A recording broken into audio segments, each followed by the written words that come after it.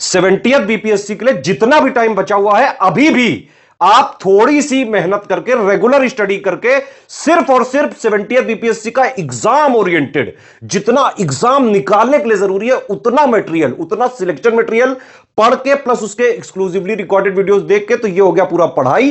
करीबन 2 घंटे की practice daily, paid quiz plus test series से, और प्लस हम जो पीवाईक्यू कंपाइल करके देते हैं वो, और लास्ट में रिवीजन। ये 3 चीजें करके करीबन 8-9 घंटे अगर आप अभी से भी दे दे तो पीटी आराम से निकल सकता है। सिर्फ और सिर्फ उतना दिया जाएगा जिससे 70th बीपीएससी का पीटी का कट ऑफ निकल जाए, चाहे जैसा पेपर आ जाए, easy, moderate, tough, analytical, conceptual, factual.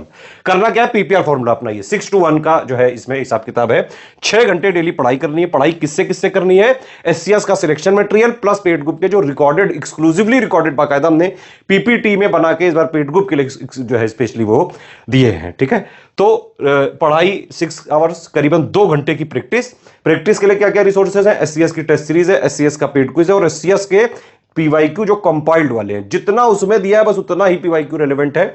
हम बाकायदा देखिए, जितने भी जैसे सालों के पेपर होते हैं, हम उसमें से जो इररिलेवेंट क्वेश्चन होते हैं, जैसे करंट वगैरह के क्वेश्चन आगे के एग्जामों के लिए रिलेवेंट नहीं होते हैं। ठीक है, कई सारे जो जीके वगैरह के फैक्ट्स बदलते जाते हैं वो भी आगे रिलेवेंट नहीं रहते हैं, तो उनको फिल्टर करके जो आज के लेटेस्ट इन पैटर्न पर चल रहे हैं उस हिसाब से पूरी प्रैक्टिस हम करवाते हैं पेड क्विज में, टेस्ट सीरीज में। ठीक है, 1 घंटे का रिवीजन करना पड़ेगा। 9 घंटे अगर आप जो है टाइम दीजिए, सिर्फ ये 3 चीज कर लें, आराम से चाहे जैसा पेपर आ जाए कट ऑफ क्लियर हो सकता है।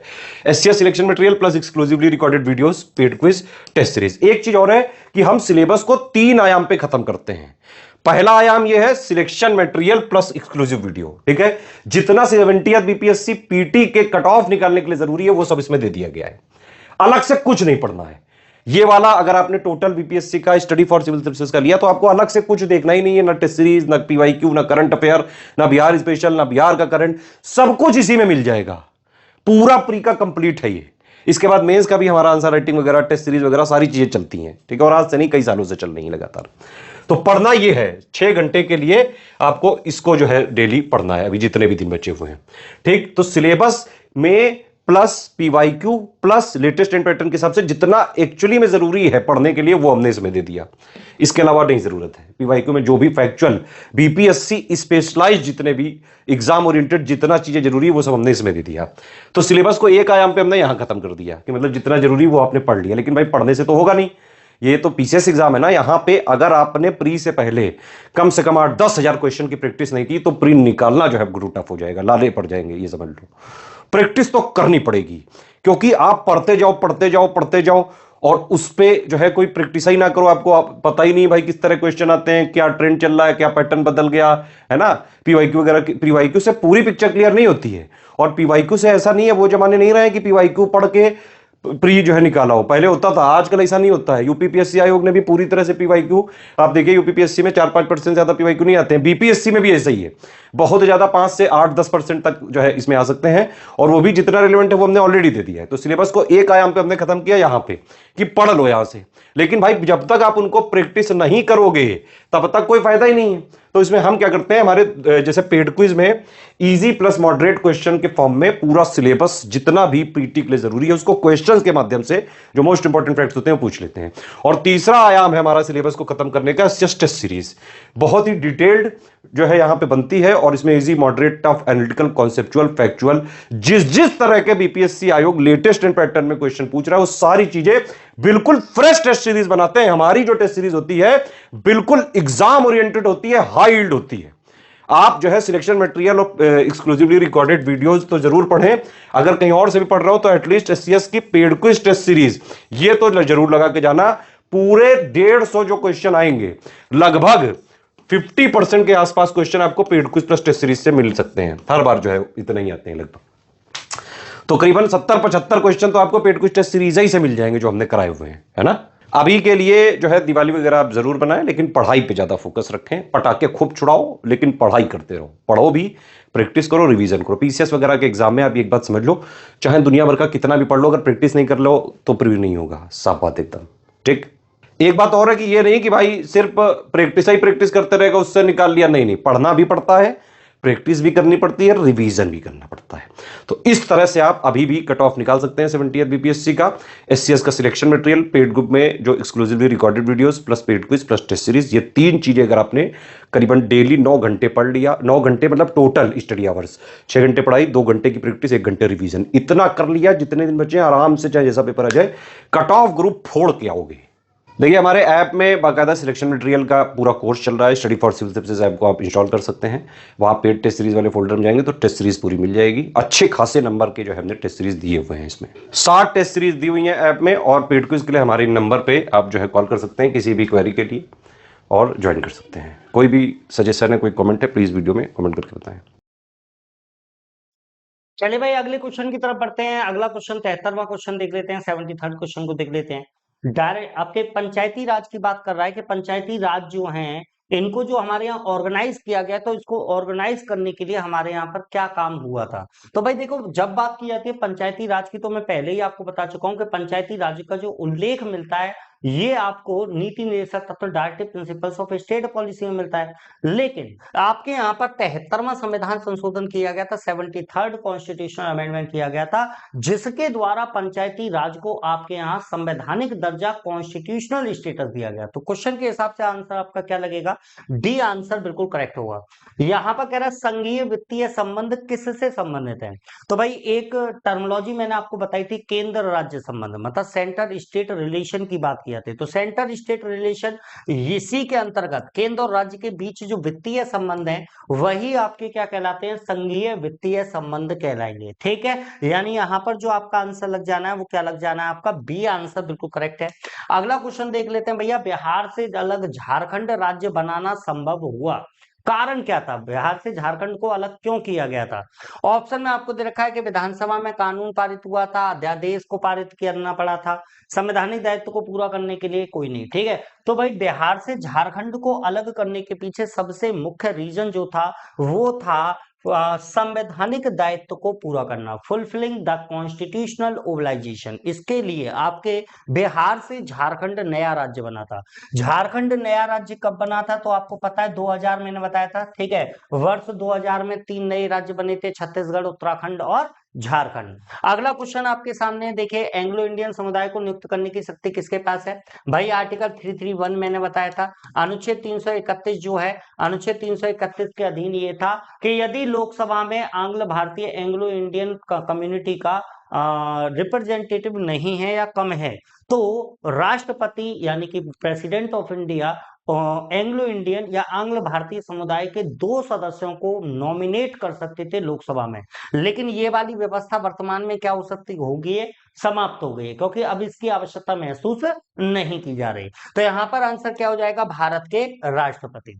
भारत के राष्ट्रपति को यह अधिकार था कि वो लोकसभा में एंग्लो इंडियन कम्युनिटी के 2 मेंबर को नॉमिनेट कर सकते थे। अगला क्वेश्चन देख लेते हैं, क्या कह रहा है भाई? सर्वोच्च कार्यकारी कौन है? हमारे भारत में अगर बात की जाए तो सुप्रीम एग्जीक्यूटिव कौन है? प्रेसिडेंट ऑफ इंडिया, प्रधानमंत्री, नेता प्रतिपक्ष, लीडर ऑफ अपोजिशन, या भारत सरकार के कैबिनेट सचिव। तो भाई सर्वोच्च कार्यकारी, मैंने अभी अभी इससे पहले क्वेश्चन में आपको बताया था, अनुच्छेद 53 आर्टिकल 53 अगर आप पढ़ोगे तो वहां पर लिखा हुआ है कि भारत की संघ का जो आपकी भारत की कार्यपालिका शक्ति है, संघ की कार्यपालिका शक्ति है, यूनियन एग्जीक्यूटिव पावर, वो राष्ट्रपति के अधीन की गई है। ठीक है, यानी कि हमारा जो एग्जीक्यूटिव हेड है वो किसको बनाया गया? राष्ट्रपति। तो सर्वोच्च कार्यकारी कौन हो जाएंगे? राष्ट्रपति महोदय हो जाएंगे। आगे की तरफ चलते हैं। अगला क्वेश्चन आपसे कह रहा है राष्ट्रपति का चुनाव किसके द्वारा होता है? भाई राष्ट्रपति आपको पता है इनडायरेक्ट रिलेशन आपके इलेक्शन होता है। राष्ट्रपति जो है, राष्ट्रपति के लिए किस प्रकार का चुनाव होता है? तो आपको पता है आपके यहाँ पर इनडायरेक्ट इलेक्शन या अप्रत्यक्ष निर्वाचन प्रणाली अपनाई जाती है राष्ट्रपति के लिए, और इसके लिए कुछ विशेष प्रोसेस भी अपनाई जाती है जिसे बोला जाता है एकल हस्तांतरणीय वोट प्रणाली, सिंगल ट्रांसफरेबल वोट सिस्टम। ठीक है, या सिंगल वोट ट्रांसफरेबल सिस्टम भी आप इसको कह सकते हैं। आगे की तरफ देखिएगा, राज्य विधानमंडल का उच्च सदन कौन सा है? इनमें से कौन सा आपके अपर हाउस है? तो राज्य की अगर हम बात करते हैं तो राज्य में अपर हाउस जो होता है वो क्या होता है? विधान परिषद। राज्य के अंदर, स्टेट के अंदर अपर हाउस और परमानेंट हाउस, ये क्या होती है? विधान परिषद। जबकि लोअर हाउस और पॉपुलर हाउस कौन सा होता है? तो वो होता है विधानसभा। ये कहाँ की बात हो रही है? स्टेट की बात हो रही है, राज्य की बात हो रही है। अगला क्वेश्चन कह रहा है संवैधानिक संशोधन के द्वारा पंचायती राज संस्थाओं को संवैधानिक स्तर प्राप्त हुआ। ये तो अभी अभी आप करके आए थे, ठीक है, ये वाला क्वेश्चन तो आपने अभी अभी किया। 73वां संविधान संशोधन, ठीक है, 73वें संविधान संशोधन के पंचायती राज को आपके यहाँ पर कॉन्स्टिट्यूशनल स्टेटस यानी संवैधानिक दर्जा प्रदान किया गया था। यहाँ पर ये भी आपके लिए इंपॉर्टेंट है, कई बार एग्जाम पूछा जाता है। 74वां संविधान संशोधन, ठीक है, 74वां संविधान संशोधन से आपके यहाँ पर नगर पालिकाएं जो हैं उनको कॉन्स्टिट्यूशनल स्टेटस दिया गया था। दोनों इंपॉर्टेंट है बहुत ज्यादा एग्जाम के हिसाब से। अगला क्वेश्चन आपसे कह रहा है कि भैया नागरिकों को मौलिक अधिकार प्रदान किए जाते हैं। तो भैया अगर मौलिक अधिकारों की बात कर रहा है तो किसके अंतर्गत उल्लेख है, तो भाग 3 के पार्ट 3 के अंतर्गत। इसके अलावा किस अनुच्छेद से किस अनुच्छेद तक, तो भाग के अनुच्छेद 12 से लेकर 35। अनुच्छेद 12 से लेकर 35 तक आपको वर्तमान में 6 प्रकार के मौलिक अधिकार प्रदान किए गए हैं। पहले इनकी संख्या 7 हुआ करती थी, लेकिन एक मौलिक अधिकार जो था उसको मूल अधिकारों की श्रेणी से निकाल दिया गया। अगले क्वेश्चन की तरफ बढ़ जाते हैं। आपसे कह रहा है 42वें संविधान संशोधन द्वारा इनमें से क्या जोड़ा गया था। एक दे रखा है संघीय क्षेत्रों का प्रशासन, अंतरराज्यीय परिषद यानी इंटर स्टेट काउंसिल्स, मौलिक कर्तव्य फंडामेंटल ड्यूटीज, या इनमें से कोई नहीं। तो भैया मौलिक कर्तव्य, इसमें आपको याद रखना है एक व्यक्ति का नाम जिनका नाम था सरदार स्वर्ण सिंह। सरदार स्वर्ण सिंह कमेटी याद रखिएगा, सरदार स्वर्ण सिंह कमेटी जो थी इनकी रिपोर्ट के आधार पर पूर्व सोवियत संघ यानी यूएसएसआर के संविधान से एडॉप्ट करके मूल कर्तव्य फंडामेंटल ड्यूटीज को आपके संविधान के भाग 4 का के अंतर्गत, ठीक है, संविधान के भाग 4 का के अंतर्गत और आपके संविधान के अनुच्छेद 51 का या 51 ए के तहत मौलिक कर्तव्य आपके यहाँ शामिल किए गए थे। क्लियर रहेगा। अगला क्वेश्चन देखते हैं यहाँ पर भैया क्या है, कानूनी पहल पर भारत सरकार को सलाह कौन देता है। भाई एक चीज देखिएगा, आर्टिकल 76, ठीक है, अनुच्छेद 76, अनुच्छेद 76 के अंतर्गत एक पद का उल्लेख है जिन्हें महान्यायवादी कहते हैं, अटॉर्नी जनरल ऑफ इंडिया कहते हैं। अटॉर्नी जनरल जो होते हैं इनका काम क्या होता है, तो भारत सरकार को कानूनी सलाह उपलब्ध कराना। यदि इंडियन गवर्नमेंट को किसी भी प्रकार की लीगल एड चाहिए, किसी भी प्रकार की कानूनी सलाह चाहिए, तो उनको जो सलाह देने का काम करते हैं वो कौन करते हैं, महान्यायवादी करते हैं, है ना। भारत में सबसे बड़े कानूनी अधिकारी या भारत में आपके विधि के सबसे बड़े अधिकारी जो होते हैं वो कौन होते हैं, महान्यायवादी होते हैं। महान्यायवादी इसके बारे में आपको याद रखना है कि महान्यायवादी पद का उल्लेख कहां पर है, तो मैंने बताया आर्टिकल 76। इनका अपॉइंटमेंट कौन करते हैं, तो पहले पढ़ चुके हैं हम लोग, राष्ट्रपति, ठीक है। आगे संघ लोक सेवा आयोग की नियुक्ति कौन करता है। भाई अगर हम यूनियन पब्लिक सर्विस कमीशन की बात करते हैं तो यूनियन पब्लिक सर्विस कमीशन जो है उसके मेंबर्स और उसके जो चेयरमैन होते हैं उनको अपॉइंटमेंट कौन प्रदान करते हैं, राष्ट्रपति। तो भैया इसके गठन को भी कौन करेगा, इसकी नियुक्ति कौन करेगा, तो इनकी नियुक्ति करने का काम कौन करता है, भारत के राष्ट्रपति महोदय। प्रेसिडेंट ऑफ इंडिया जो है वो यूनियन पब्लिक सर्विस कमीशन के चेयरमैन और उसके अलावा जो मेंबर होते हैं उनको अपॉइंटमेंट प्रदान करते हैं। आंसर क्या हो जाएगा, बी इसका बिल्कुल करेक्ट आंसर। अगला क्वेश्चन देख लेते हैं क्या कह रहा है, न्यायाधीशों की संख्या बढ़ाने की शक्ति किसमें है। भाई आपको पता है सुप्रीम कोर्ट की बात की जाए तो सुप्रीम कोर्ट में एक मुख्य न्यायाधीश होते हैं और उसके अलावा अन्य न्यायाधीश होते हैं, लेकिन उनकी संख्या जो है वो बार बार बढ़ी है, ठीक है। जैसे स्टार्टिंग में उनकी संख्या कितनी हुआ करती थी, 7 हुआ करती थी, धीरे धीरे उनकी संख्या क्या थी, बढ़ती गई। तो अगर सुप्रीम कोर्ट के जजेस के नंबर को, जजेस की संख्या को बढ़ाना है तो वो संख्या कौन बढ़ा सकता है, तो याद रखिएगा वो संख्या बढ़ाने का अधिकार किसको दिया गया है, भारत की संसद को, ठीक है। Parliament of India, parliament of India जो है इसको ये अधिकार प्राप्त है कि वो सुप्रीम कोर्ट में जजेस की संख्या को बढ़ा सकते हैं। क्लियर है। अगला क्वेश्चन यहाँ पर देख लेते हैं आपसे क्या कह रहा है, पंचायती राज संस्थाओं की शक्तियों के अंतर्गत नहीं आता, मतलब इनमें से ऐसा कौन सा काम है जो पंचायत नहीं कर सकते। पहला क्या देखा, भूमि सुधारों का कार्यान्वयन, मतलब क्या हुआ, इम्प्लीमेंटेशन ऑफ लैंड रिफॉर्म, ठीक है। दूसरा न्यायिक पुनर्वीक्षण, जुडिशियल रिव्यू। तीसरा निर्धनता निवारण कार्यक्रमों का क्रियान्वयन, implementation of poverty alleviation programme. और चौथा इनमें से कोई नहीं। भाई एक चीज देखिएगा किसकी बात कर रहा है, शक्तियों के अंतर्गत नहीं आता, मतलब इनमें से ऐसा कौन सा कार्य है जो पंचायतों के द्वारा किया नहीं जा सकता। तो भैया सिंपल सा याद रखिएगा, जुडिशियल रिव्यू ये किसका काम होता है, ये न्यायालय का काम होता है, पंचायतों को कहां से हो गया। तो जो जुडिशियल रिव्यू प्रोसेस होता है ये आपके पंचायतों के कार्य में, फंक्शन में नहीं आता। अगला क्वेश्चन देख लेते हैं फटाफट से, पंचायती राज प्रतिनिधित्व करता है भाई एक चीज देखो, पंचायती राज का गठन क्यों किया गया था? तो मैंने आपको बताया कि पंचायती राज जो बनाए गए थे, पंचायती राज्यों का जो गठन किया गया था, उनके पीछे मुख्य रीजन जो था वो था शक्तियों का विकेंद्रीकरण। ठीक है, उद्देश्य क्या रखा गया था? शक्तियों का विकेंद्रीकरण, डिसेंट्रलाइजेशन ऑफ पावर। मतलब क्या हुआ कि आप ये कह सकते हो कि जो सरकार की जो नीतियां हैं, गवर्नमेंट की जो पॉलिसी है, उन गवर्नमेंट की पॉलिसी को निचले तबके तक पहुंचाने के लिए पंचायती राज वगैरह बनाए गए थे। लेकिन यहाँ पर किसकी बात की जा रही है? यहाँ पर रिप्रेजेंट्स की बात की जा रही है कि पंचायती राज इनमें से किसका प्रतिनिधित्व करता है। तो पंचायती राज जो है ये बताता है कि शासन में लोगों की भागीदारी, पार्टिसिपेशन ऑफ पीपल जो है वो बना हुआ है। अगर उद्देश्य पूछे कि पंचायती राज बनाने के पीछे उद्देश्य क्या है, मोटिव क्या है, तो शक्तियों का विकेंद्रीकरण। लेकिन ये किसका प्रतिनिधित्व करता है, किसको दिखाता है, ये क्या बताता है? तो ये बताता है पार्टिसिपेशन ऑफ पीपल को, लोगों की भागीदारी को बताता है कि शासन में लोगों की भागीदारी बनी हुई है। आंसर क्या हो जाएगा? बी आंसर बिल्कुल करेक्ट होगा। नेक्स्ट देख लेते हैं यहाँ पर क्या कह रहा है भैया कि लोकसभा के लिए चुने जाने के लिए जो कैंडिडेट होगा, उस कैंडिडेट की मिनिमम एज क्या होनी चाहिए? मिनिमम एज की बात कर रहा है। तो भैया आपको याद रखना है कि अगर हम बात करते हैं लोकसभा की या हम बात करते हैं राज्यसभा की, लोकसभा का सदस्य बनने के लिए न्यूनतम आयु 25 साल होनी चाहिए और राज्यसभा का सदस्य बनने के लिए न्यूनतम आयु 30 साल होनी चाहिए। इसी प्रकार राज्यों की बात आ जाए तो राज्यों में लेजिस्लेटिव असेंबली मतलब जो विधानसभा होती है, विधानसभा का सदस्य बनने के लिए न्यूनतम एज 25 साल, और जो लेजिस्लेटिव काउंसिल होती है ना, जिसके सदस्यों को member of legislative council MLC कहते हैं, इसका सदस्य बनने के लिए आयु 30 साल होती है। तो आप इनको ऐसे जोड़कर याद रख सकते हैं कि लोकसभा और विधानसभा, इनके सदस्य बनने के लिए 25 साल न्यूनतम एज होनी चाहिए और राज्यसभा या विधान परिषद का सदस्य बनने के लिए न्यूनतम आयु 30 साल होनी चाहिए। आंसर क्या हो जाएगा? सी आंसर बिल्कुल करेक्ट है।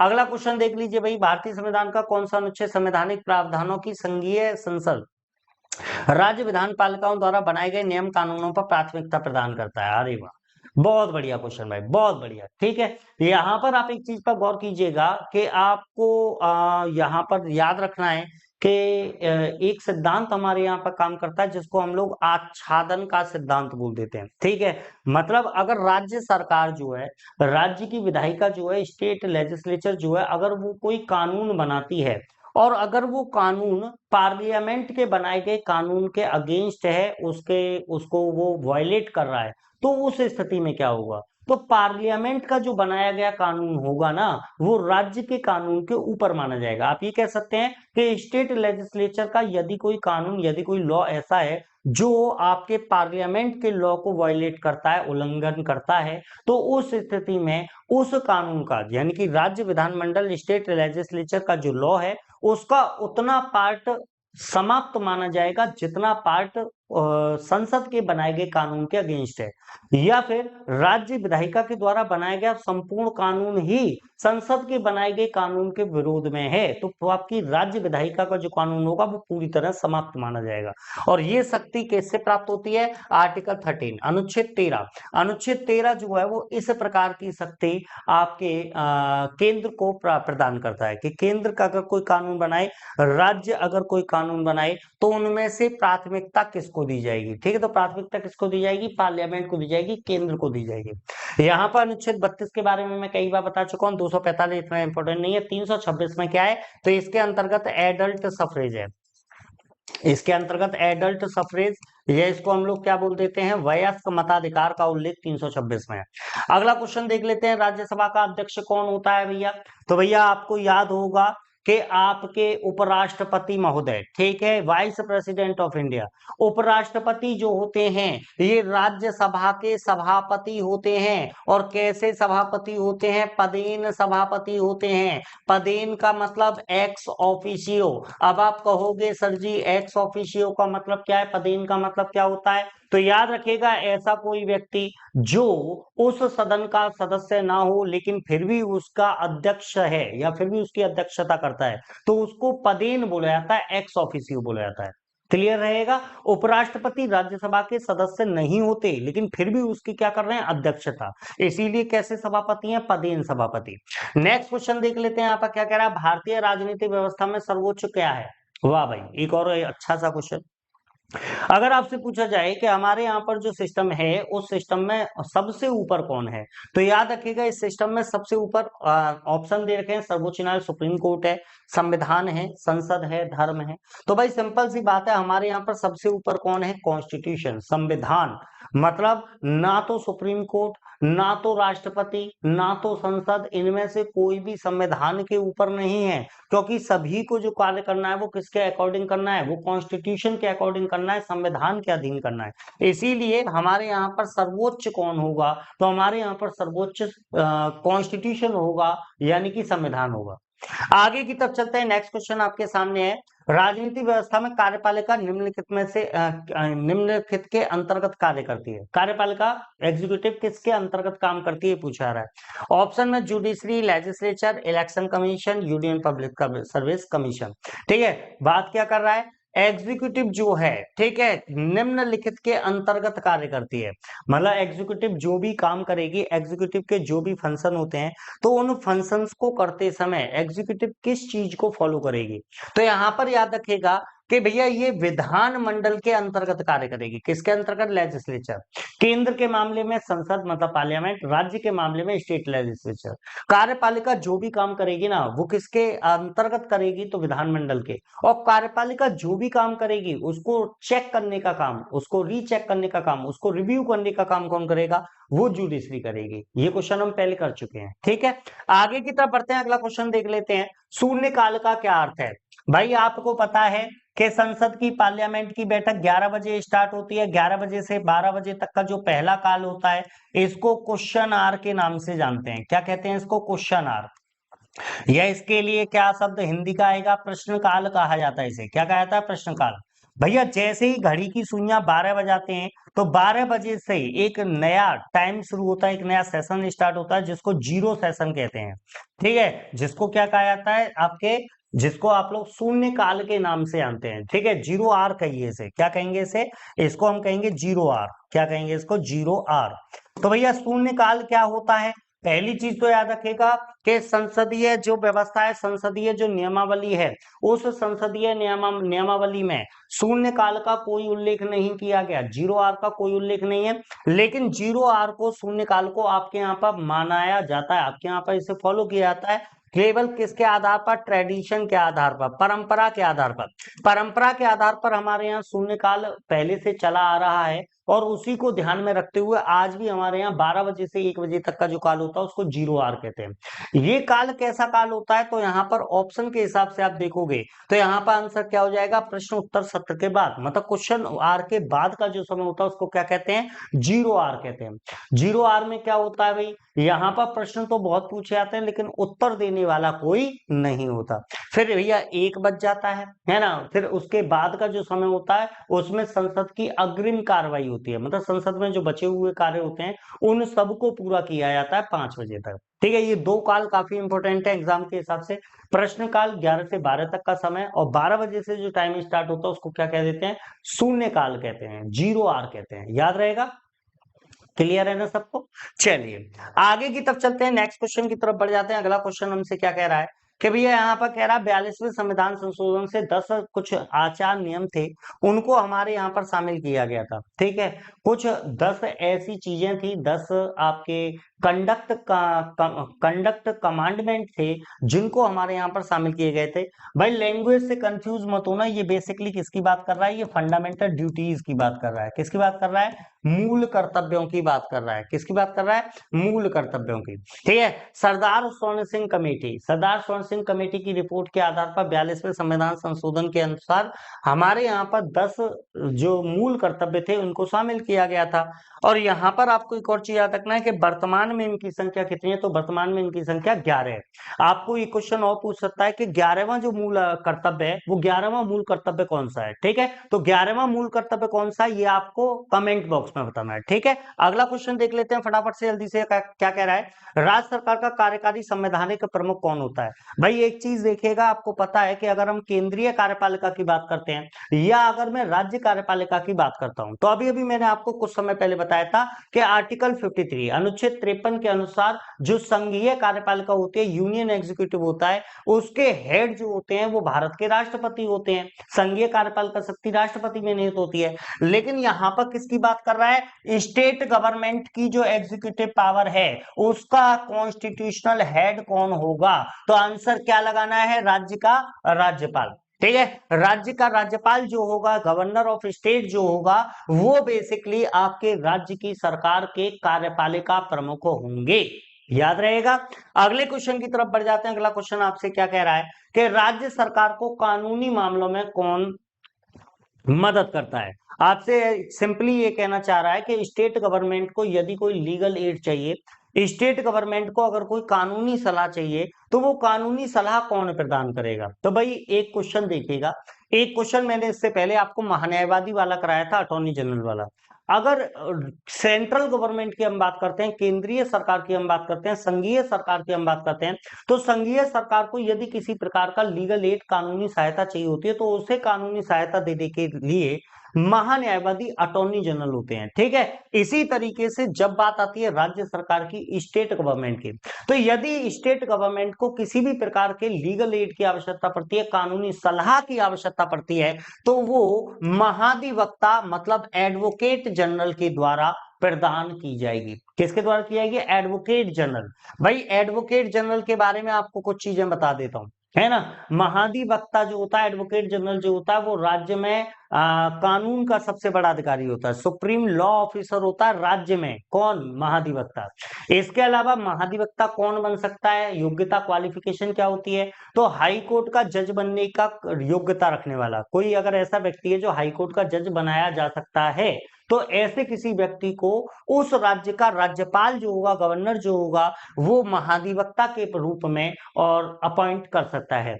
जिस प्रकार महान्यायवादी अटॉर्नी जनरल का कोई टर्म ऑफ ऑफिस नहीं था, इसका भी कोई टर्म ऑफ ऑफिस नहीं होता। ये तब तक अपने पद पर बना रहता है जब तक राज्यपाल चाहे, मतलब ये राज्यपाल के प्रसाद पर्यंत अपना पद धारण करता है। क्लियर रहेगा। अच्छा, एक और यहां पर मिल गया, ये प्रधान पब्लिक प्रोसिक्यूटर, सॉलिसिटर जनरल, ये कौन होते हैं? तो सॉलिसिटर जनरल जो है, ये बेसिकली महान्यायवादी जो होते हैं ना, जो आपके और अटॉर्नी जनरल होते हैं, तो अटॉर्नी जनरल को मदद करने के लिए, अटॉर्नी जनरल को हेल्प करने के लिए होते हैं कौन? आपके सॉलिसिटर जनरल। क्लियर रहेगा सबके बारे में। चलिए, अच्छा एक और चीज भाई, अभी हमारे पास समय काफी है, टेंशन लेने वाली बात नहीं है। बीपीएससी का पेपर आने वाला है और बीपीएससी के पेपर के लिए याद रखिएगा, केवल स्टडी मटेरियल जो आपको स्टडी फॉर सिविल सर्विसेज की तरफ से प्रोवाइड किया जाता है, अगर आप उसके क्वेश्चन पेपर्स वगैरह कोई लगा लेते हैं, अगर आप उसके प्रैक्टिस सेट को लगा लेते हैं, तो 100% आपको मदद मिलेगी। और आप ये वीडियो के माध्यम से भी आपको समझ में आ रहा होगा। ठीक है, चलिए आगे की तरफ चलते हैं। क्या कह रहा है? पंचायती राज व्यवस्था निम्नलिखित में से किसके तहत बनाई गई है ना। भाई एक चीज देखिएगा, ऑप्शन किस हिसाब के हैं? मौलिक अधिकार, मौलिक कर्तव्य, निर्देशक सिद्धांत, चुनाव आयोग का अधिनियम। अरे भैया, अभी अभी मैं बता के आया था, आपके संविधान के भाग 4 के अंतर्गत, ठीक है, आपके संविधान के पार्ट 4 के अंतर्गत आर्टिकल 36 से लेकर 51 के बीच में नीति निर्देशक सिद्धांत यानी directive principles of state policy, DPSP का उल्लेख किया गया है। और इसी के अंतर्गत पंचायती राज बनाने की बात की गई है, पंचायतों के गठन की बात की गई है, ऑर्गेनाइजेशन ऑफ पंचायत की बात की गई है आर्टिकल 40 अनुच्छेद 40 के अंतर्गत। एक क्वेश्चन मेरा है आपसे जिसका आपको जवाब देना है, पंचायतों से रिलेटेड, पंचायतों से संबंधित विषयों की संख्या कितनी है? ये कमेंट में बताना है, पंचायतों से संबंधित विषयों की संख्या कितनी है। अगले क्वेश्चन की तरफ बढ़ जाते हैं। यहां पर कह रहा पंचायती राज की 3 स्तरीय प्रणाली में आते हैं। भाई आपको याद होगा, नहीं याद तो मैं बता देता हूं, बलवंत राय मेहता समिति। भाई 2-4 कमेटी हैं जो काफी ज्यादा इंपॉर्टेंट है आपके पंचायती राज को लेकर, ठीक है, उनके नाम वगैरह आपसे पूछता रहता है। बलवंत राय मेहता कमेटी बहुत इंपॉर्टेंट, अशोक मेहता कमेटी बहुत बार पूछी गई है, जीवी के राव समिति कई बार आई है, सिंघवी समिति, एलएम सिंघवी समिति, इसका भी नाम आपको याद रखना है। तो ये 3-4 ऐसी समितियां हैं जो एग्जाम में पूछी आती रहती हैं कि ये किससे संबंधित है। तो हमारे यहाँ पर जो पंचायतों का वर्तमान स्तर है वो बेसिकली 3 स्तर हैं, हमारे यहाँ 3 स्तरों पर काम करती है पंचायत। सबसे निचला स्तर जो होता है वो गांव के लेवल पर होता है, और गांव के लेवल पर जो लेवल होता है उसे क्या कहते हैं, तो ग्राम पंचायत कहते हैं। उसके ऊपर दूसरा लेवल जो होता है वो खंड स्तर होता है, ब्लॉक लेवल होता है, और ब्लॉक लेवल पर काम करने के लिए जो होते हैं उनको आप क्षेत्र पंचायत या पंचायत समिति के नाम से जानते हैं। और सबसे ऊपर का लेवल जो होता है वो जिला लेवल होता है, डिस्ट्रिक्ट लेवल होता है, और उस पर काम करने वाले के जो काम करने के लिए जिला पंचायत होती हैं या जिला परिषद होती हैं। तो यहाँ पर आंसर क्या हो जाएगा, 3 स्तर, ग्राम पंचायत ग्राम के लेवल पर, क्षेत्र पंचायत ब्लॉक के लेवल पर, और जिला पंचायत जो होती है ये डिस्ट्रिक्ट लेवल पर काम करती है। ये जो 3 स्तरों पर काम कर रही है किस कमेटी की रिपोर्ट के आधार पर कर रही है, तो बलवंत राय मेहता समिति आपको याद रखना है। अगला क्वेश्चन आ जाता है आपके सामने, 73वां संविधान संशोधन इनसे क्या संबंधित है। भाई देखो, गिने चुने क्वेश्चन है, लेकिन बस क्या है, लैंग्वेज बदल बदल कर पूछता है, और छात्र को सबसे ज्यादा परेशानी कब होती है, जब छात्र लैंग्वेज को ही नहीं पकड़ पाता कि ये पूछना क्या चाह रहा है। ठीक है, यहाँ पर 73वें संविधान संशोधन के बारे में पूछा, किससे संबंधित है, राष्ट्रपति पर महाभियोग इम्पीचमेंट प्रोसेस से संबंधित है, बिल्कुल नहीं है जी। इम्पीचमेंट प्रोसेस तो आपके किस अनुच्छेद में आती है, आर्टिकल 61 याद होगा, महाभियोग का उल्लेख। ठीक है, दूसरा क्या कह रहा है, चुनाव आयुक्त की नियुक्ति, ठीक है, चुनाव आयोग की नियुक्ति, चुनाव आयोग का उल्लेख, निर्वाचन आयोग का उल्लेख कहां पर है, आर्टिकल 324 के तहत किया गया है, तो ये भी नहीं होगा भैया। ठीक है, शैक्षणिक संस्थाओं में सीटों के आरक्षण से, ठीक है, तो जो आरक्षण की व्यवस्था आती है वो किसमें आती है, आर्टिकल 16(4) के अंतर्गत। जो आरक्षण की व्यवस्था है वो किसके अंतर्गत आती है, 16(4) के अंतर्गत, शैक्षणिक संस्थाओं की। लेकिन अगर केवल पूछे आरक्षण की व्यवस्था कहाँ है, तो आर्टिकल 16 का क्लॉज 4। ये किससे संबंधित है, 73वां संविधान संशोधन, ये पंचायती राज प्रणाली से संबंधित है। ठीक है, पंचायती राज प्रणाली से संबंधित होगा 73वां संविधान संशोधन। नेक्स्ट क्वेश्चन आपके सामने है, कौन सा मौलिक कर्तव्य है। भाई देखो, मैंने आपको अभी भी बताया, आपको शुरुआत में 10 प्रकार के फंडामेंटल ड्यूटीज प्राप्त थे, लेकिन वर्तमान में जो इनकी संख्या है वो बढ़कर 11 हो चुकी है, ये मैंने आपको बताया था। ठीक है, तो बेसिकली आपको एक चीज देखना है कि इनमें से कौन सा ऐसा है जो मौलिक कर्तव्य है। पहला क्या दे रखा है, न्यायपालिका से कार्यपालिका का पृथक्करण, separation of judiciary from executive. ये तो भैया अनुच्छेद कौन सा है, ये आपका अनुच्छेद जो है ये आर्टिकल 50 है, अनुच्छेद 50 में कहा गया है ये। तो भैया कम से कम मौलिक कर्तव्य तो नहीं है, क्योंकि 51A में है मौलिक कर्तव्य। दूसरा क्या कह रहा है, हमारी समग्र संस्कृति की समृद्ध विरासत को महत्व देना, संरक्षित करना, यही है भैया।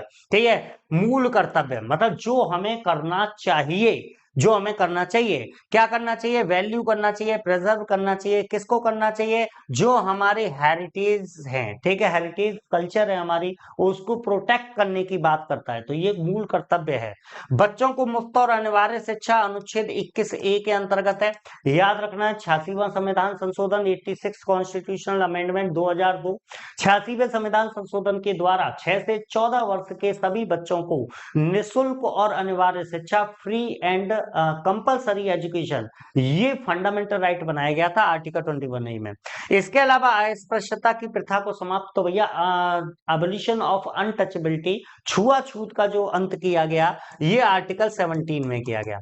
अनुच्छेद 17 पूछ लेता है डायरेक्ट एग्जाम में, ऐसे आ जाता है अनुच्छेद 17 में क्या लिखा हुआ है, तो आप क्या बताएंगे, अनुच्छेद 17 में अस्पृश्यता का अंत, एबोलिशन ऑफ अनटचेबिलिटी कहा गया है। अगला क्वेश्चन देख लेते हैं, क्या कह रहा है भैया, अगर किसी राजनीतिक दल को, किसी पॉलिटिकल पार्टी को राष्ट्रीय या क्षेत्रीय दल बनाना है, मतलब नेशनल या रीजनल पार्टी अगर बनाना है, तो वो अधिकार इनमें से किसके पास है, उसको ये दर्जा कौन देगा, संसद देगा, राष्ट्रपति देगा, चुनाव आयोग देगा, सर्वोच्च न्यायालय। अरे भैया सिंपल सी बात है, इलेक्शन कमीशन। ठीक है। चुनाव आयोग का काम क्या होता है, इलेक्शन कमीशन का काम क्या होता है, तो भैया चुनाव आयोग का काम ये होता है कि भारत में जो चुनाव हो रहे हैं उन चुनावों को निष्पक्ष तरीके से पूरा कराना, ये चुनाव आयोग की जिम्मेदारी होती है। इसके अलावा किसी राजनीतिक दल को, किसी पॉलिटिकल पार्टी को नेशनल पार्टी के रूप में मान्यता देना या रीजनल पार्टी के रूप में मान्यता देना, ये भी चुनाव आयोग का ही काम होता है। क्लियर रहेगा। अगला क्वेश्चन देख लेते हैं, क्या है, धन विधेयक के लिए किसकी पूर्व सहमति आवश्यक है। भाई इसके बारे में याद रखिएगा, धन विधेयक के बारे में मैं अभी अभी आपको बताया। अगर आपसे कहे धन विधेयक का उल्लेख कहां पर है, आर्टिकल 110 में है। दूसरी क्या चीज याद रखनी है आपको, कि अनुच्छेद 110 में भैया आपको ये बताया गया है कि इसके अंतर्गत, अनुच्छेद 110 में ये बताया गया है कि कोई विधेयक धन विधेयक है या नहीं, ठीक है, कोई विधेयक धन विधेयक है या नहीं, इसका अंतिम निर्णय कौन लेता है, फाइनल डिसीजन कौन लेता है, तो लोकसभा का स्पीकर जो होगा वो डिसाइड करेगा कि कोई बिल मनी बिल है या नहीं। इसके अलावा धन विधेयक कहाँ पुनर्स्थापित होता है, कहाँ इंट्रोड्यूस होता है, सबसे पहले कहाँ रखा जाता है, तो भैया धन विधेयक जो होता है ना, राष्ट्रपति की पूर्व सहमति से, किसकी, राष्ट्रपति की पूर्व सहमति, प्री कॉन्सेंट से, है ना, केवल लोकसभा में रखा जा सकता है।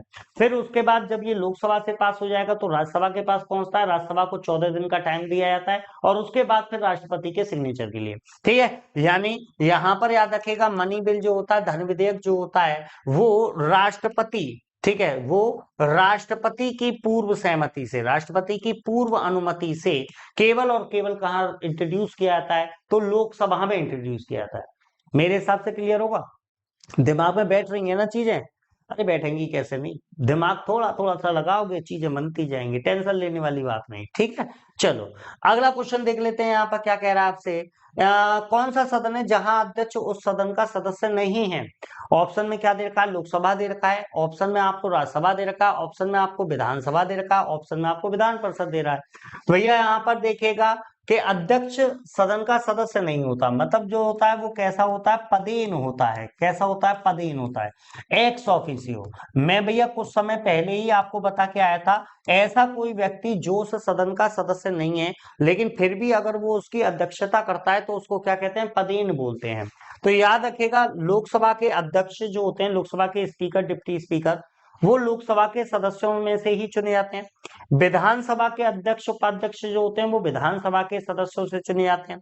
विधान परिषद के जो सभापति उपसभापति होते हैं वो विधान परिषद के सदस्यों में से ही चुने जाते हैं। लेकिन जो राज्यसभा का चेयरमैन होता है, राज्यसभा का जो सभापति होता है, वो पदेन होता है, वो एक्स ऑफिसियो होता है। और कौन होता है, तो आपको पता है, आपके उपराष्ट्रपति। ठीक है, उपराष्ट्रपति जो हैं ये राज्यसभा के कौन होते हैं, वाइस प्रेसिडेंट आपके राज्यसभा के एक्स ऑफिसियो या पदेन सभापति होते हैं। अब गलती नहीं होगी। चलिए आगे की तरफ बढ़ जाते हैं, अगला क्वेश्चन आपके सामने है, इनमें से किन अनुच्छेदों के अंतर्गत अध्यक्ष सदन के किसी सदस्य को उसकी मातृभाषा में बोलने की इजाजत दे सकते हैं। भाई एक चीज देखिएगा, ये भी एक फैक्चुअल क्वेश्चन है। मैं फैक्चुअल क्वेश्चन पर आपको बार बार भी एक चीज बोलता हूँ कि फैक्चुअल क्वेश्चन जो होते हैं बड़े खतरनाक प्रश्न होते हैं। खतरनाक इसलिए होते हैं कि अगर आपको इनका आंसर आता है तो आता है, नहीं आता तो बिल्कुल नहीं आता। तो यहाँ पर आपको अनुच्छेद 120 याद रखना है, आर्टिकल 121। ठीक है, अनुच्छेद 120 जो है ये बेसिकली संसद में प्रयोग की जाने वाली भाषा की बात करता है। ठीक है, संसद में किस भाषा का प्रयोग किया जाएगा उसकी बात करता है अनुच्छेद 120। ठीक है, तो यहां पर भी आंसर वही है कि किस अनुच्छेद के अंतर्गत अध्यक्ष जो है वो सदन के किसी मेंबर को अपनी मदर टंग या जो उसकी मातृभाषा है उसमें बोलने की अनुमति दे सकता है। तो वो किसके अंतर्गत है, अनुच्छेद 120 के अंतर्गत। आगे की तरफ बढ़ जाते हैं, नेक्स्ट क्वेश्चन आपके सामने है, लोकसभा की गतिविधियों में भाग नहीं ले सकता, इनमें से ऐसा कौन है जो लोकसभा की बैठकों में भाग नहीं ले सकता।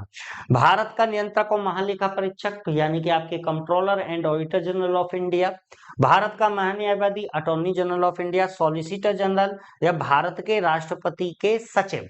भाई यहां पर एक चीज देखिएगा, अगर हम लोकसभा की बैठकों की बात करते हैं, ठीक है, लोकसभा की अगर हम बैठकों की बात करते हैं तो देखो जो भी व्यक्ति किसी ना किसी तरीके से एग्जीक्यूटिव के साथ जुड़ा होगा, कार्यपालिका के साथ जुड़ा होगा, उसे वहां अनुमति होगी।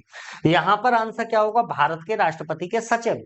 भाई सेक्रेटरी का क्या काम है, आप ही बताओ, सेक्रेटरी का क्या लेन देन है? ठीक है, सेक्रेटरी का कोई लेन देन नहीं है। अगर सेक्रेटरी का कोई लेन देन नहीं है तो इसे लोकसभा की बैठकों में भाग लेने का कोई अधिकार नहीं होगा। आगे की तरफ चलते हैं। नेक्स्ट क्वेश्चन आपके सामने है भैया, समाजवादी, धर्मनिरपेक्ष और अखंडता, ये शब्द प्रियम्बल में, प्रस्तावना में कब जोड़े गए थे? ठीक है, 3 शब्द थे। ठीक है, कौन कौन से? यहाँ पर आपसे कह रहा है सेकुलर, यहाँ पर यूनिटी, इंटीग्रिटी। ठीक है, यहाँ पर एक चीज याद रखिएगा, 3 शब्द जोड़े गए थे। 3 शब्द कौन कौन से थे? एक था समाजवादी। कौन सा था? समाजवादी, जिसको सोशलिस्ट बोलते हैं।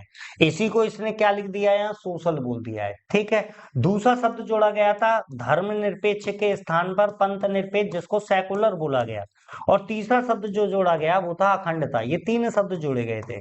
और भैया आपको पता है, आपकी प्रस्तावना में, प्रियम्बल में अब तक केवल एक बार ही चेंज हुआ है और ये 3 नए शब्द जोड़े गए थे। ये जो चेंज किया गया था प्रस्तावना में, प्रियम्बल में, वो भी केशवानंद भारती मामले के बाद। ठीक है, केशवानंद भारती का मामला 1973 याद होगा आपको, है ना? केशवानंद भारती मामला 1973 जो था, जिसमें सबसे ज्यादा 13 न्यायाधीशों की बेंच बैठी थी, 13 जजेस की बेंच बैठी थी।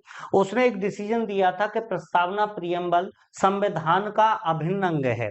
ठीक है, ये दिया था। और उसके साथ ये कहा था कि प्रस्तावना जो है संविधान का अभिन्न अंग है, इसी वजह से उसमें चेंजेस किए जा सकते हैं। लेकिन साथ में ये भी कहा कि आधारभूत संरचना या फंडामेंटल, जो उसका बेसिक स्ट्रक्चर जो है, उसका उल्लंघन नहीं होना चाहिए। तो एक क्वेश्चन ये भी पूछ लेता है कि संविधान की मूल संरचना का कॉन्सेप्ट, बेसिक स्ट्रक्चर का कॉन्सेप्ट किस केस में दिया गया था? तो केशवानंद भारती मामला बहुत इंपॉर्टेंट है। यहां पर याद रखिएगा ये तीनों चीजें कब जोड़ी गई थी। तो यहाँ पर ऑप्शन में आपको 42वां संविधान संशोधन, 44वां संविधान संशोधन और एक दे रखा है आपको 52वां संविधान संशोधन। तो इनमें से जो सही आंसर आपको लगाना है वो क्या लगाना है? 42वां संविधान संशोधन। 42वां संविधान संशोधन 1976 में किया गया था, जिसके द्वारा 3 नए शब्द आपके प्रस्तावना प्रियम्बल में जोड़े गए। 44वां संविधान संशोधन, ठीक है, ये 1978 में हुआ था। 52वां संविधान संशोधन, ये और इंपॉर्टेंट है, इसके बारे में बता दूं, 1985। 52वें संविधान संशोधन के द्वारा आपके यहाँ पर दल बदल विरोधी कानून या फिर जो एंटी डिफेक्शन लॉ है, उसको आपके यहाँ पर इंक्लूड किया गया था। ठीक है, अनुसूची 10 जो जोड़ी गई थी, अनुसूची 10 के अंतर्गत दल बदल कानून जो लागू किया गया था, वो 52वें संविधान संशोधन से किया गया।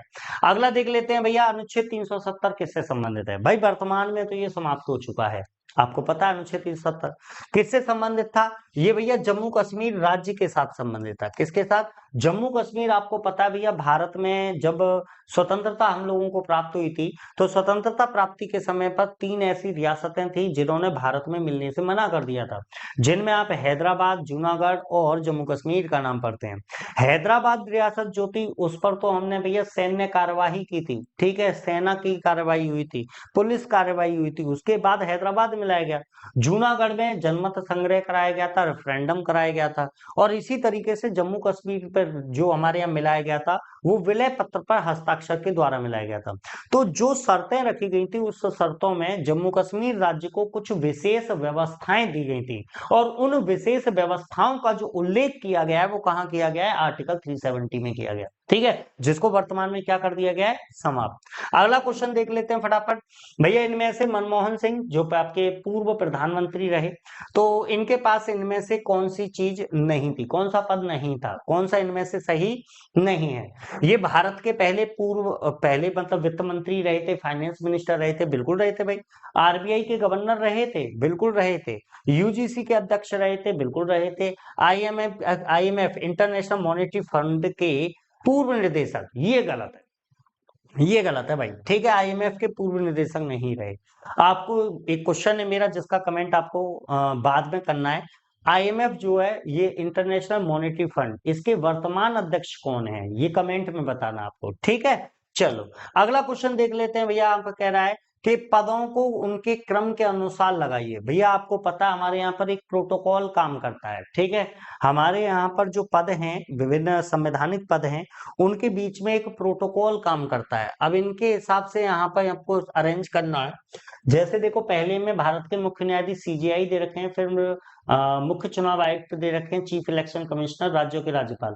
ये क्या है, ये चीज गलत है। ठीक है, राज्यों के राज्यपाल, भारत के मुख्य न्यायाधीश, राज्यों के मुख्यमंत्री, मुख्य चुनाव आयुक्त, राज्यों के मुख्यमंत्री, राज्यों के मुख्यमंत्री, ये भी ठीक नहीं है। भारत के मुख्य, सही आंसर क्या हो जाएगा, बी, है ना। सबसे पहले कौन आएंगे, राज्यों के राज्यपाल, उनके बाद भारत के मुख्य न्यायाधीश, उनके बाद राज्यों के मुख्यमंत्री और फिर मुख्य चुनाव आयुक्त। ठीक है, इनका सही क्रम ये होगा, इनका सही क्रम प्रोटोकॉल के हिसाब से ये लगाया जाएगा, राज्यों के राज्यपाल, भारत के मुख्य न्यायाधीश, राज्यों के मुख्यमंत्री और मुख्य चुनाव आयुक्त। नेक्स्ट क्वेश्चन फटाफट देख लेते हैं क्या कह रहा है। विशिष्ट केंद्रीय राज्य राजकोषीय संबंधों पर भारतीय राष्ट्रपति की सिफारिश किसके द्वारा की जाती है। भाई एक चीज देखिएगा, लैंग्वेज देखो कितनी धाकड़ पूछी है, ठीक है, कितनी धाकड़ लैंग्वेज बनाई है कि आप सोच में पड़ जाएंगे कि ये पूछना क्या चाह रहा है। अरे कुछ नहीं पूछना चाह रहा, सिंपल सी बात है, किसके बारे में पूछना चाह रहा है भैया, वित्त आयोग के बारे में, फाइनेंस कमीशन के बारे में पूछना चाह रहा है। तो आप कहोगे सर जी इतनी खतरनाक लैंग्वेज काहे यूज करनी थी। खतरनाक लैंग्वेज इसलिए यूज करा क्योंकि क्वेश्चन आपसे गलत कराना है। ठीक है, फाइनेंस कमीशन भैया इसके बारे में मैं बता चुका हूँ, आर्टिकल 300, आर्टिकल 280 है ना, 280, अनुच्छेद 280 के अधीन वित्त आयोग जो होता है इसका गठन राष्ट्रपति करते हैं 5 सालों के लिए। आपको यहाँ पे याद रखना है वित्त आयोग का मेन काम क्या होता है। वित्त आयोग का मेन काम होता है केंद्र और राज्य के बीच में राजस्व बंटवारा, distribution, revenue distribution between centre and state. मतलब जो राजस्व आ रहा है, वो रेवेन्यू जो आ रहा है, उस रेवेन्यू में से कितना भाग सेंटर के पास जाएगा, कितना भाग स्टेट के पास जाएगा, इसकी सिफारिश करने वाला जो होता है वो कौन होता है, वित्त आयोग। तो यहाँ पर राजकोषीय संबंधों की बात कर रहा है तो सिंपल सी बात है, वो कौन करेंगे, वित्त आयोग करेगा। आंसर क्या हो जाएगा, डी आंसर बिल्कुल करेक्ट होगा। आगे की तरफ चलते हैं, अगले क्वेश्चन की तरफ बढ़ जाते हैं। अगला क्वेश्चन आपके सामने है, अगला क्वेश्चन आपके सामने है, क्या कह रहा है, झारखंड बिहार से कब अलग हुआ। भैया यहाँ तो स्पेशली डेट पूछ ली है, ठीक है, डेट पूछ ली है। 3 डेट बहुत इंपॉर्टेंट है, 1 नवंबर 2000, दूसरी 9 नवंबर 2000 और तीसरी 15 नवंबर 2000। 1 नवंबर 2000 को तो आपको पता ही है छत्तीसगढ़ राज्य का गठन हुआ था, ठीक है। फिर 9 नवंबर को उत्तराखंड और 15 नवंबर को किसका गठन हुआ था, झारखंड राज्य। 15 नवंबर 2000 इसका करेक्ट आंसर होगा। अगले क्वेश्चन की तरफ बढ़ जाते हैं, क्या कह रहा है, बिहार विधानसभा में कितने सदस्य हैं। भाई मैंने बताया यहाँ पर किसकी बात कर रहा है, विधानसभा की बात कर रहा है, ठीक है। बिहार की जो विधानसभा है उसमें सदस्यों की संख्या आपसे पूछी जा रही है, तो आपको यहाँ पे याद रखना है कितने हैं, वर्तमान में कितने हैं, 243। ठीक है, बिहार की जो विधानसभा है, लेजिस्लेटिव असेंबली ऑफ बिहार जो है, उसमें सदस्यों की संख्या 243 है। ठीक है, लोकसभा की कितनी सीटें हैं, तो अभी बताया था मैंने 40। क्लियर है। अगला क्वेश्चन आपके सामने है, नानावती आयोग की स्थापना किस वर्ष की गई। भाई एक और इंपॉर्टेंट आयोग, ठीक है, ये कई बार आपसे एग्जाम में पूछा भी जा चुका है, कंफ्यूज मत होइएगा। नानावती आयोग के गठन की, स्थापना की वर्ष पूछ रहा है। सही आंसर क्या याद रखना है, वर्ष 2000। ठीक है, नानावती आयोग जो है इसका जो गठन किया गया था वो कब किया गया था, तो ये आपके 2000 ईस्वी में किया गया था। डेट ये याद रखनी है, ज्यादा कुछ नहीं है। अगला क्वेश्चन देख लेते हैं, क्या कह रहा है, नौकरशाही का कार्य क्या है। भाई नौकरशाही, ब्यूरोक्रेसी का क्या कार्य है, सरकार की नीतियों को लागू करने के लिए, प्रशासन को चलाने के लिए, मंत्रियों की मदद के लिए, या ये सभी। भैया नौकरशाह जो आप आगे सोच रहे हैं, आप जिसके लिए तैयारी कर रहे हैं, आप जिसके लिए मेहनत कर रहे हैं, आप जहां पहुंचना चाहते हैं, आप किसके लिए काम करोगे, आप सरकार की नीतियों को लागू कराने का काम करोगे, बिल्कुल करोगे। प्रशासन को चलाने का कार्य करोगे, 100% करोगे। मंत्रियों की मदद करने के लिए काम करोगे, बिल्कुल करोगे। यानी आंसर क्या हो जाएगा, ये सभी। ठीक है, सही आंसर क्या हो जाएगा यहाँ पर, डी आंसर यहाँ पर बिल्कुल करेक्ट होगा। ठीक है, अगले क्वेश्चन की तरफ चलते हैं, क्या कह रहा है आपसे देख लेते हैं कि भैया संविधान द्वारा मौलिक अधिकारों को लागू करने की शक्ति किसे दी गई है। भारत में सभी न्यायालयों को दी गई है, संसद को दी गई है, राष्ट्रपति को दी गई है, सर्वोच्च न्यायालय और उच्च न्यायालय को दी गई है। तो भाई ये वाला क्वेश्चन का आंसर बेसिकली आप लोगों को मिल गया होगा, क्योंकि इससे पहले ये क्वेश्चन मैंने आपको कराया था, है ना। अगर आपसे पूछे कि सर्वोच्च, अगर किसी व्यक्ति के फंडामेंटल राइट्स का वायलेशन हो जाता है तो वो उनको दोबारा से लागू कराने के लिए क्या करेगा। तो भैया अगर आपके मूल अधिकारों का उल्लंघन हो जाता है तो अनुच्छेद 32 के तहत आप डायरेक्ट कहां पहुंच सकते हो, सुप्रीम कोर्ट पहुंच सकते हो। ठीक है। और यदि आप सुप्रीम कोर्ट नहीं जा पा रहे हो तो फिर यही अधिकार आपको आर्टिकल 226 में दिया गया है, आर्टिकल 226 में दिया गया है, जिसके तहत व्यक्ति डायरेक्ट उच्च न्यायालय पहुंच सकता है। इनके द्वारा क्या किया जाता है, तो मूल अधिकारों को लागू कराने के लिए इनके द्वारा एक आदेश पारित होता है। इस आदेश को क्या कहा जाता है, रिट कहा जाता है। रिट को हिंदी में क्या कहते हैं, अधिकार था। रिटों में आपको याद रखना है, बंदी प्रत्यक्षीकरण रिट होती है, हैबियस कार्पस। इसके अलावा अधिकार परीक्षा होती है, कोवारंटो। इसके अलावा परमादेश रिट होती है, मैंडमस। इसके अलावा उत्प्रेषण रिट होती है, सर्ट्यूरेरी। और इसके अलावा प्रतिषेध रिट होती है, प्रोहिबिशन। ये 5 रिट हैं जो इनके द्वारा जारी की जाती है। होता क्या है वो आगे कभी डिटेल में बता देंगे, ठीक है। चलिए अगला क्वेश्चन देख लेते हैं, किसके द्वारा भारत के राष्ट्रपति पर महाभियोग लगाया जा सकता है। वाह भाई, एक और अच्छा क्वेश्चन। भाई महाभियोग की प्रक्रिया का उल्लेख अभी अभी मैंने बताया था, आपके संविधान के अनुच्छेद 61 के अंतर्गत महाभियोग इम्पीचमेंट का उल्लेख मिलता है। महाभियोग क्या होता है, ये वो प्रोसेस होती है जिसके सिद्ध होने पर राष्ट्रपति को पद से हटाया जा सकता है। महाभियोग क्यों लगाया जाता है, तो याद रखिएगा कारण क्या होता है। तो कारण में आपको बताया जाता है संविधान का अतिक्रमण, ठीक है। यदि राष्ट्रपति के द्वारा संविधान का अतिक्रमण किया गया है, यदि उनके द्वारा ऐसा कोई कार्य किया गया है जिसके द्वारा संविधान का वायलेशन हुआ है, ठीक है, संविधान का वायलेशन हुआ है, तो इसके आधार पर भैया ये वाली प्रक्रिया प्रारंभ की जा सकती है, ठीक है। अब ये वाली प्रक्रिया जो है इसको कौन लगाएगा, तो भैया आपको याद रखना है, इसमें दोनों सदन शामिल होंगे, लोकसभा राज्यसभा दोनों, ठीक है। इसमें कौन, इसमें लोकसभा राज्यसभा दोनों शामिल होंगे, यानी सही आंसर क्या हो जाएगा, संसद के द्वारा, है ना। महाभियोग किसके द्वारा लगाया जाएगा, तो आपको याद रखना है महाभियोग दोनों सदन यानी कि संसद पार्लियामेंट के द्वारा लगाया जाएगा। अगला क्वेश्चन देख लेते हैं फटाफट से, कौन सा विषय समवर्ती सूची में है, कौन करंट लिस्ट में, कृषि दे रखा है, शिक्षा दे रखा है, पुलिस दे रखा है, रक्षा दे रखा है। भाई बड़ा बेहतरीन सा प्रश्न है, गलत होने की संभावना बढ़ जाती है, ठीक है। एक चीज याद रखिएगा, अगर हम बात करते हैं एजुकेशन की, अगर हम बात करते हैं एजुकेशन की, ठीक है, एजुकेशन शिक्षा जो है ना, ये पहले राज्य सूची का विषय हुआ करता था, स्टेट लिस्ट में आता था, लेकिन बाद में इसको किसमें शामिल कर दिया गया, समवर्ती सूची में। याद रखिएगा, ये पहले राज्य सूची में था, बाद में समवर्ती सूची। कृषि और पुलिस व्यवस्था की बात करें तो ये राज्य सूची में आते हैं। रक्षा की बात करें, डिफेंस की बात करें तो ये संघ सूची यूनियन लिस्ट का भाग है। समझ में आ गया होगा। आगे चलते हैं, नेक्स्ट क्वेश्चन देख लेते हैं, क्या है भैया, किसकी सिफारिश पर भारत में पंचायती राज की स्थापना की गई, ठीक है। अशोक मेहता, इकबाल नारायण, बलवंत राय मेहता, जीवराज मेहता। तो ये तो भैया अभी इससे पहले क्वेश्चन था, लैंग्वेज थोड़ी अलग थी लेकिन क्वेश्चन ऐसा ही था। मैंने आपको बताया था कि मुख्य रूप से हमारे यहाँ पर पंचायतों से संबंधित एक समिति बहुत ज्यादा पॉपुलर है और वो है आपकी बलवंत राय मेहता कमेटी। अगर आपकी पंचायतें वर्तमान में 3 स्तरों पर कार्य कर रही है तो उसकी सिफारिश करने का जो काम किया था वो किसने किया था, बलवंत राय मेहता कमेटी। अगला देख लेते हैं भाई, लोकसभा में राज्यपाल सीटों का आवंटन सन 1971 की जनगणना पर आधारित है, यह निर्धारण किस वर्ष तक यथावत रहेगा, तो भैया 84वां संविधान संशोधन, ठीक है। 84वें संविधान संशोधन में ये कह दिया गया कि 2026 तक जो सीटों का अलॉटमेंट है वो उसी प्रकार बना रहेगा जिस प्रकार है, उसमें कोई चेंज नहीं होगा। चेंज कब होगा, 2026 में जाकर होगा। बाद में 87वां संविधान संशोधन, 87th कॉन्स्टिट्यूशनल अमेंडमेंट, जिसमें ये कह दिया गया कि वर्ष 2026 में जो भी चेंजेस होंगे उसके लिए 2001 की जनगणना को आधार बनाया जाएगा। क्लियर है। अगला क्वेश्चन देख लेते हैं भाई, पंचायती राज व्यवस्था सबसे पहले राजस्थान में शुरू की गई, ठीक है। राजस्थान के में इसके साथ में क्या पूछा गया है, और शुरू की गई राजस्थान के बाद, तो भैया आपको याद होगा 2 अक्टूबर 1959, 2 अक्टूबर 1959 को आपके यहाँ पर राजस्थान के नागौर से पंडित जवाहरलाल नेहरू के द्वारा पंचायती राज को प्रारंभ किया गया। दूसरा राज्य जिसके यहाँ पर इसे लागू किया गया था वो क्या था, आंध्र प्रदेश राज्य। कौन सा था, आंध्र प्रदेश राज्य, ठीक है। तो भाई ये वाली चीज आपको याद रखनी है।